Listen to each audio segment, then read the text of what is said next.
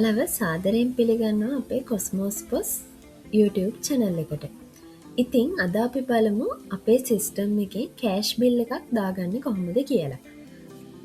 සාමාන්‍යයෙන් cash bill එකක් දාන්නේ ඒ වෙලාවෙම පේමන්ට් එක කරලා යන කස්ටමර් කෙනෙක්ට.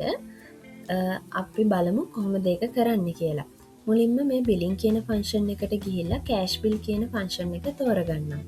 එතකොට ඔයාලට මෙන්න මේ වගේ ඉන්ටර්ෆේස් එකක් පෙන්නනවා.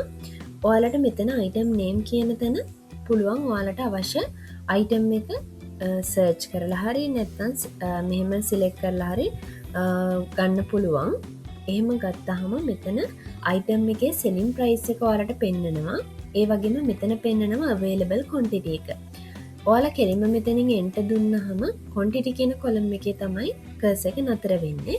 ඔයාලට පුළුවන් ඔයාලා buy කරන්නේ items කීයක්ද කියන එකේ quantity එක මෙතන ටයිප් කරන්න පුළුවන්. ටයිප් කරලා enter බටන් එක ආපහු දුන්නාම ඒක ඒ item එක bill වෙන තැනට add වෙනවා පහළට. මේ විදිහට add වුණාම මෙතන ඔයාලට මේ අට පෙන්නනවා මෙන්න මේ details ටික. bill number එක මෙතන පෙන්නනවා. ඒ වගේම මෙතන total value එක පෙන්නනවා bill එකේ.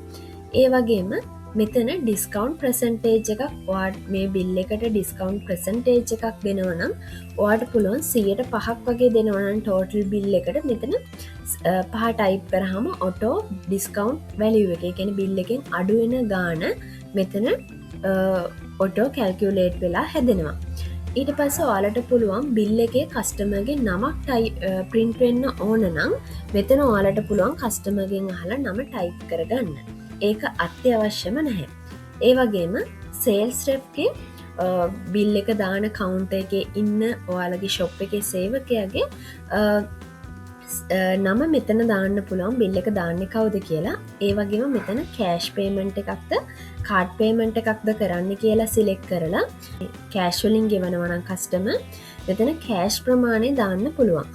ඒ වගේම එහෙම දාලා මෙන්න මෙහෙම small bill කියන තැන print එක දුන්නට පස්සේ ඔයාට bill එක generate වෙලා එනවා. ඉතින් මෙන්න මේ විදිහට bill එක generate වෙලා එනවා.